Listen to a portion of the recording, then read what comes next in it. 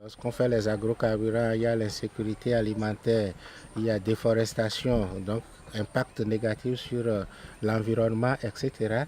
Gérer, c'est positionner vraiment dans une approche de filière de proximité, qui veut dire simplement que c'est une filière dimensionnée à la taille du milieu dans lequel nous sommes pour produire localement la quantité de graines qu'il nous faut, pour produire la quantité de l'huile qu'il nous faut, qu'on pourra utiliser exactement sur les équipements du milieu.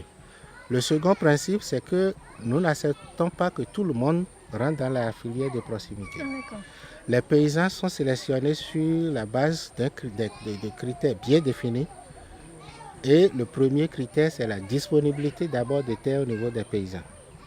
Le minimum dans cette zone, qui est une zone à densité élevée, et donc qui a un potentiel de terre par habitant limité, c'est d'avoir au minimum 5 hectares. Au minimum 5 hectares. Et quand tu as ça, le programme nous autorise à cultiver le jatropha que sur le 10e de ta parcelle. Donc 0,5 hectares 0,5 hectares maximum.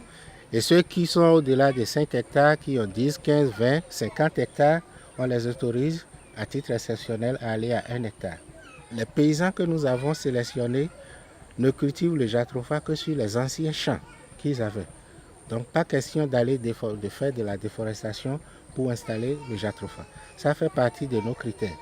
Le troisième critère qui définit une filière de proximité, c'est que la totalité des graines qui sont produites dans la localité doit être transformée dans la localité en huile. Et donc, il doit avoir un opérateur de services énergétiques qui serait volontaire à installer une unité de transformation de la graine pour produire l'huile.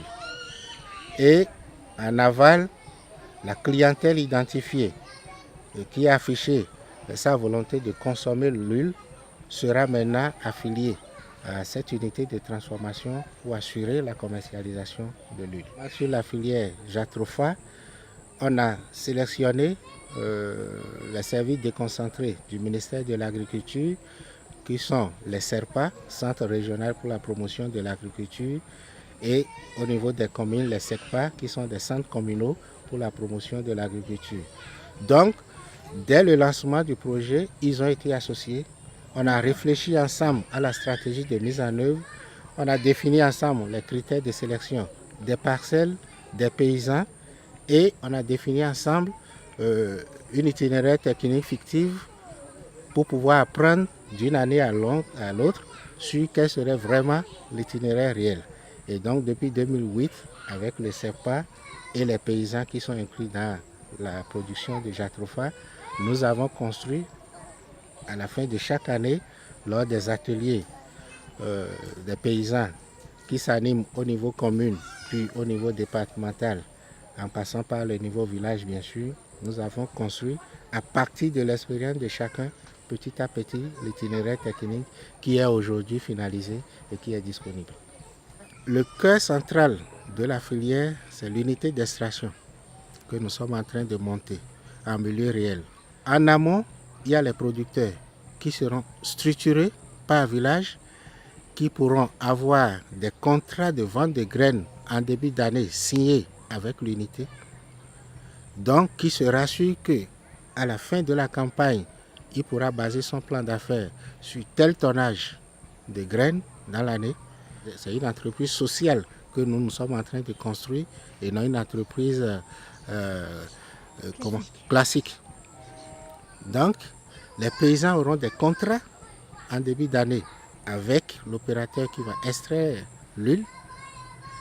À partir de cette disponibilité ferme assurée en graines, l'unité, le promoteur, l'entrepreneur pourra s'engager dans un prêt, dans une institution de finances pour pouvoir payer ses producteurs, et en aval aura une structuration des consommateurs d'huile qui auront aussi des commandes fermes qui seront signées avec l'entreprise, et donc qui, au fur et à mesure que l'entreprise va produire, va livrer à l'association des propriétaires de moulins, à l'association des propriétaires de plateformes à l'association de ceux qui ont d'engins pour aller labourer, etc. Donc c'est comme ça que nous comptons structurer. L'essentiel, c'est de ne pas évoluer en vase clos. Il faut associer toutes les institutions qui ont une compétence sur un maillon de la chaîne, de façon à capitaliser leur expérience, leur point de vue, etc. C'est ce que nous avons fait, en fait. La production, nous avons associé les services de l'État, les ONG locales, les institutions qui pouvaient nous appuyer et dans la construction de l'itinéraire et dans le traitement des plants, etc. Dans l'extraction de l'huile, nous allons associer des laboratoires nationaux, l'université pour les histoires de compostage, etc.